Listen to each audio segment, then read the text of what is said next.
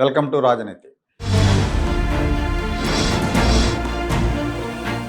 ఆంధ్రప్రదేశ్లో ఈ ఓటర్ల వెరిఫికేషన్ కార్యక్రమం కార్యక్రమం ఇంకొకటి 2 రోజుల్లో ముగుస్తూ ఉంది. మొత్తం ఇప్పటివరకు 43,63,000 పైచిలకు ఓటర్లకు సంబంధించిన వివరాలు తెలియట్లా.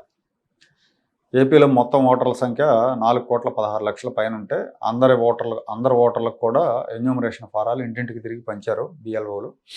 వీటిలో 43,63,000 ఫారాలు తిరిగి రాలేదు.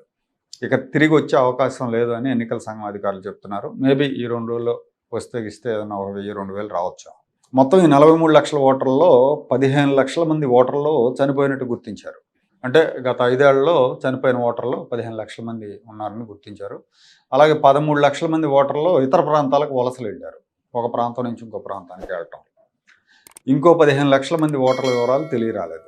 ఈ 15 లక్షలు డబుల్ ఎంట్రీలు లేదా దొంగ ఓట్లు అయి ఉంటాయని భావిస్తున్నారు. రాష్ట్రంలో అత్యధికంగా ఈ గల్లంతైన ఓట్లు తిరుపతి అసెంబ్లీ నియోజకవర్గంలో ఉన్నాయి. అలాగే తిరుపతి పార్లమెంట్ నియోజకవర్గం కూడా ముందుంది. అసెంబ్లీ నియోజకవర్గాల్లో తిరుపతి ముందుంది. పార్లమెంట్ నియోజకవర్గాల్లో కూడా తిరుపతి లోక్సభ ముందుంది. ఇక్కడే అత్యధికంగా ఓట్లు గల్లంతైనాయి. ఓటర్ల ఆచూకీ తెలియట్లేదు. వైఎస్ఆర్ కాంగ్రెస్ పార్టీ అధికారంలో ఉన్నప్పుడు తిరుపతి పార్లమెంటుకు బై ఎలక్షన్ జరిగింది. ఆ బై ఎలక్షన్ సందర్భంగా పెద్ద ఎత్తున దొంగ ఓటర్లను నమోదు చేశారన్న ఆరోపణలు వచ్చినాయి. తమిళనాడు నుంచి బస్సుల్లో దొంగ ఓటర్లను తీసుకొచ్చి ఓట్లు వేయించారు. అంటే ఏదో ఒక పేరుతో ఓట్లు రాయించేసి ఓటర్ కార్డులు తీసేసుకొని దొంగ ఓట్లను తమిళనాడు నుంచి బస్సుల్లో తీసుకొచ్చి ఓట్లు వేయించారు. రెడ్ హ్యాండెడ్గా చాలామందిని పట్టుకున్నారు అప్పట్లో. అలాంటి ఓట్లన్నీ ఇప్పుడు గల్లంతైనాయి. ఒక్క తిరుపతి అసెంబ్లీ నియోజకవర్గంలోనే 92,000 దొంగ ఓట్లు గల్లంతైనాయి.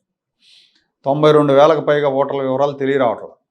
ఇందులో 5,971 మంది మరణించారు. మిగతా ఓటర్లు కొన్ని డబుల్ ఎంట్రీలు లేదా కొన్ని వలస ఓటర్లు ఇలాంటి వాళ్ళని మినహాయిస్తే 60,000కు పైగా దొంగ ఓట్లు నమోదైనట్టు భావిస్తున్నారు, అంచనా వేస్తున్నారు. 2021లో ఆ బై ఎలక్షన్ జరిగినప్పుడు వైసీపీ నాయకులు భూమన కరుణాకర్ రెడ్డి, ఆయన కుమారుడు భూమన అభినయ్ రెడ్డి వీళ్ళ ప్రమేయంతో అప్పటి నగరపాలక సంస్థ కమిషనర్గా ఉన్న గిరీష్ షా అనే ఆయన ఐఏఎస్ అధికారి అతను తోడ్పాటుతో దొంగ ఓట్లు నమోదు చేయించారన్న ఆరోపణలు వచ్చినాయి. దాని మీద ఎన్నికల సంఘం అప్పుడు విచారణ జరిపించింది. ఇతన్ని సస్పెండ్ చేయమని ఆదేశాలు జారీ చేసింది. గిరీష్ షా అనే ఐఏఎస్ అధికారిని సస్పెండ్ చేయమని ఆదేశాలు వచ్చిన టైంలో ఇతను రాజంపేట జిల్లా కలెక్టర్గా ఉన్నాడు. అతనితో పాటు డిప్యూటీ కమిషనర్ చంద్రమౌళేశ్వర రెడ్డి అనే అధికారి మీద కూడా చర్యలు తీసుకున్నారు. వీళ్ళు ఏం చేశారంటే ఎన్నికల సంఘం వెబ్సైట్ని లాగిన్ చేసి అనధికారికంగా ఓటర్ ఐడి కార్డులను డౌన్లోడ్ చేసి దొంగ ఓట్లు సృష్టించారనేది ఆరోపణ. దాని మీద విచారణ జరిగి నిజమని నిర్ధారించి సస్పెండ్ చేశారు వీళ్ళు. ఈ వ్యవహారానికి కారకులైన నాయకులు మాత్రం దర్జాగా తర్వాత ఎన్నికల్లో పోటీ చేశారు. భూమన కరుణాకర్ రెడ్డి, అభినయ్ రెడ్డి ప్రమేయంతో ఒక్కో పోలింగ్ బూత్లో 500కు పైగా దొంగ ఓట్లు ఎక్కించారని అప్పట్లో టీడీపీ ఆరోపించింది, విమర్శించింది. 60,000కు పైగా దొంగ ఓటర్లను నమోదు చేయించినప్పటికీ మొన్న అసెంబ్లీ ఎన్నికల్లో తిరుపతిలో ఘోరంగా ఓడిపోయింది వైఎస్ఆర్ కాంగ్రెస్ పార్టీ. అంటే దొంగ ఓట్లు అప్పుడు ఏదో తమిళనాడు నుంచి ఇక్కడి నుంచి తీసుకొచ్చి చేయించారు. ఈసారి కుదరదు కదా, జనరల్ ఎలక్షన్ అన్ని చోట్ల జరిగింది కాబట్టి అది వీలై ఉండదు. ఈ గల్లంతైన ఓట్లలో 2వ స్థానంలో కర్నూలు అసెంబ్లీ నియోజకవర్గం ఉంది. ఇక్కడ 72,000కు పైగా ఓట్లు గల్లంతైనాయి. మొత్తం మీద రాష్ట్ర వ్యాప్తంగా చావులు, వలసలు, ఫారాలు తిరస్కరించిన వాళ్ళు పోను దాదాపు 15 లక్షల మంది దొంగ ఓటర్లు జాబితాల నుంచి గల్లంతైపోయారు. ఇప్పుడు ఆంధ్రప్రదేశ్ ఓటర్లు 3,72,00,000కి అటు ఇటుగా నమోదయ్యే అవకాశం ఉంది. మొత్తం ఓటర్ల జాబితా ప్రక్షాళన అవుతుందని చెప్పొచ్చు. అలాగే తెలంగాణ విషయానికి వస్తే తెలంగాణలో ప్రస్తుతం ఉన్న ఓటర్ల సంఖ్య 3,39,00,000. ఒక హైదరాబాద్ నగరంలోనే 1,00,000కి పైగా ఓటర్లు ఉన్నారు. ఈ హైదరాబాద్ నగరంలో ఉండే తెలంగాణ జిల్లాల వాళ్ళు కానీ, ఆంధ్ర ప్రాంత ఓటర్లు కానీ వీళ్ళంతా కూడా ఓట్లు నమోదు చేయించుకోవడానికి సొంత ప్రాంతానికి ప్రయారిటీ ఇస్తారు.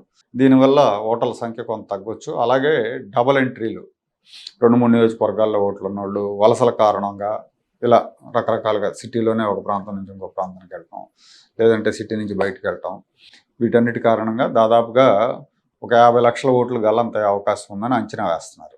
తెలంగాణలో కార్యక్రమం ముగియటానికి ఇంకో 10 రోజుల సమయం ఉంది కాబట్టి కొంచెం టైం పడుతుంది ఆ లెక్క తేలటానికి. ఈ కార్యక్రమం వల్ల ఓట్లు గల్లంత అవుతాయి, లేదంటే అధికారంలో ఉన్న పార్టీలు విపక్షాల ఓట్లను తొలగిస్తాయి. మైనారిటీల ఓట్లు తొలగించేందుకే బీజేపీ ఈ కార్యక్రమం చేపట్టిందని పెద్ద ఎత్తున విమర్శలు వచ్చినాయి. ప్రతిపక్షాలు దీనికి వ్యతిరేకంగా ఆందోళన చేసినాయి. కానీ ఈ కార్యక్రమం జరుగుతున్న తీరు చూస్తే ఆ విమర్శలన్నీ కూడా పటాపంచలైపోయినాయి.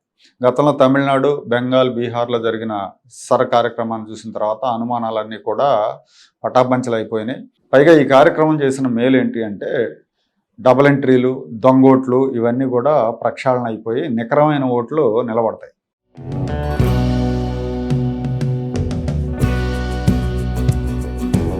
Like, share and subscribe to Rajaniti channel.